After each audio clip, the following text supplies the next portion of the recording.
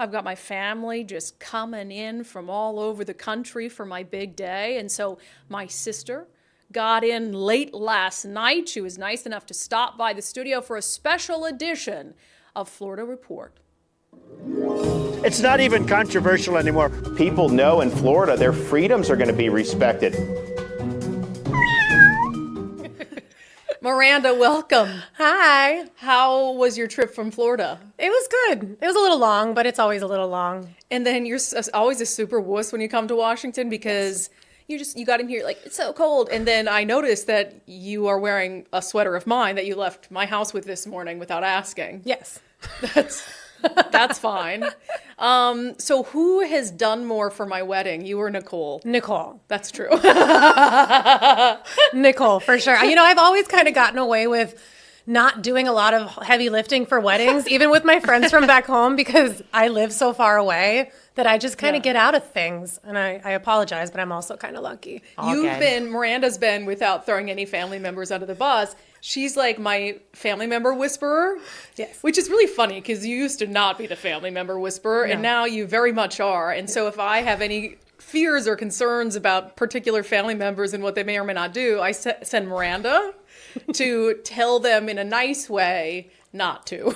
Yes, through all my years of market research within the family and healing and just learning how to deal with myself, I have learned a lot about the family. So now I'm really good about navigating the family-scape. Yeah, I'm not, because I come across as like a little sanctimonious and condescending because of the way I describe things in a very business, straightforward manner. Yeah. And it's just not the right temperament. No, you don't. You gotta have a good delivery when you're telling people that they either, might talk too much or et cetera. Yes, exactly. Okay, let's fit in a couple Florida stories, even though Yes. you're not in Florida anymore. No. Let's follow up on a story we talked about last week. There was all this hoopla in the national media about how Florida is just a sanctuary for white supremacists, and there was arrests of two people who hung up swastikas on a bridge. Turns out, not Floridians. They're not Floridians. So you guys just be bringing your hatred to our state for some reason. But they were Texans that got arrested for the hanging up the swastikas. So we had to clear the air to make sure people didn't think those were Floridians.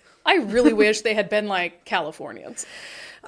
Yeah, that would have been too good. That would have been too good. Yeah, you can't get away with that. Or like Washingtonians from Seattle. Yeah, well, not good. I mean, nobody wants anybody that has crazy, hateful opinions like that. But it is nice to know that they're not from our state. When our state gets so much hate in the media, it's nice to be able to kind of clear the air and just be like, these are not Florida problems. These are other people bringing their problems to Florida. Yeah, what else you got today? I forgot the other story We talked a little bit about how there's the first private funded speed train, like rail, that's going to be connecting Miami to Orlando. So you'll be able to get to Orlando in like 90 minutes or less, which is How long would it usually take? like 4.5 hour drive. So I've been on a bullet train in Kyoto, so in Japan, which they're apparently like way ahead of. It's weird because you're on this train that's going so fast, and all you see are these like impoverished little villages along the way, and I'm like, hi. It's like, hi, it's fast. Yeah. But the reason I love this story for today is I guarantee that privately funded railway will be the cleanest bit of public transportation, will be the safest bit of public transportation, won't go over budget, will be done on time. It's true. Because the government can't manage anything. It's true. And also I feel like the government is kind of like, they're like, oh, well, if we're doing it, like, people just have to be used to whatever we bring to the table. And like, if you like it, you like it. If you don't, you don't. And they're not going to do anything to make it better for you. Yeah. But the only issue we have had, because we do have a Bright Line in Miami, which is a kind of a mini bullet train for commuters.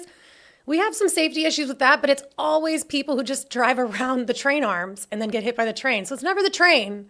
And people always try to say the train's unsafe, but it's not the train. It's everybody that just doesn't know how to operate around trains. Yeah, if you drive around the arm, that's not the train. No, but they always blame it on the operator's train, fault. and it drives people crazy. Yeah, no, we've had all these issues here with our public transportation being absolutely contaminated with meth and fentanyl, which the government's trying to convince people is not a big deal. Totally safe to ride. Yeah, that's believable. And then they don't crack down on people who don't pay. And so it becomes this like de facto homeless and drug den, and it's unsafe, and there's all these issues that would never be allowed in a privately run, privately operated anything. No, definitely not. And also, Miami does have a free commuter transport in downtown, like to get from like all around downtown Miami and Brickell.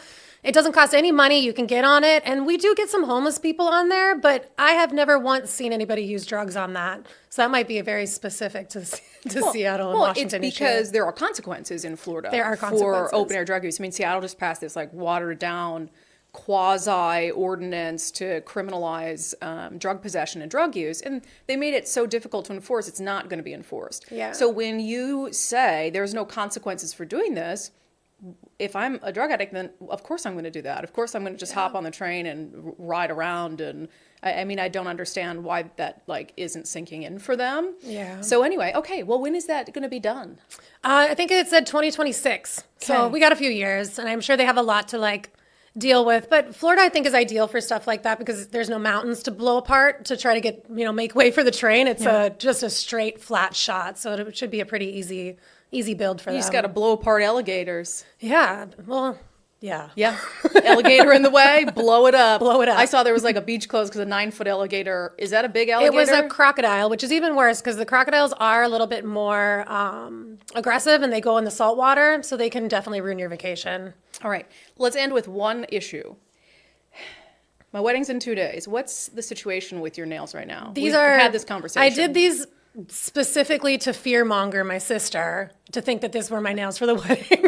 They look like you're gonna, I don't know, extract blood from someone. with Maybe I those. did. When are those coming off? These are coming off in 2 days. Also Okay. come off right before the wedding, and then I'll put on good nails for you. Bridezilla. Okay.